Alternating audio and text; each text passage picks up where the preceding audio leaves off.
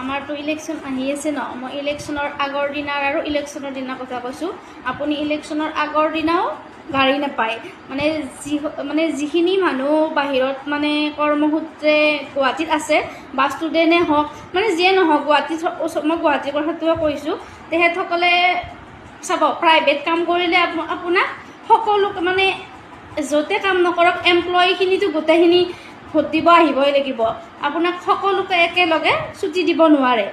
প্ৰথম কথা সেইটো, কাৰণ তেখেতসকলৰো কথা আছে, যদি গোটেইখিনি মানুহ একেলগে ছুটি দিয়ে তেওঁলোকে চলিব কেনেকৈ।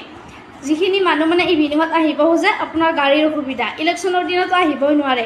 মই বুজি নাপাওঁ, চৰকাৰে এইখিনি মানে সুবিধা কৰি দিব লাগে, কাৰণ জনসাধাৰণটো আমিয়ে হয় ন, আমি ভোট দিলে তেখেতসকলে জয়ী হ'ব, কিন্তু জনসাধাৰণৰে মানে ইমানখিনি কষ্ট হয়। মই নিজেই মানে ভুক্তভোগী। 2 বছৰ আগত মই যেতিয়া কাম কৰি আছিলোঁ ন, 10 টকাৰ জেগাত 50 টকা দি হ'লেও আহিব লাগে।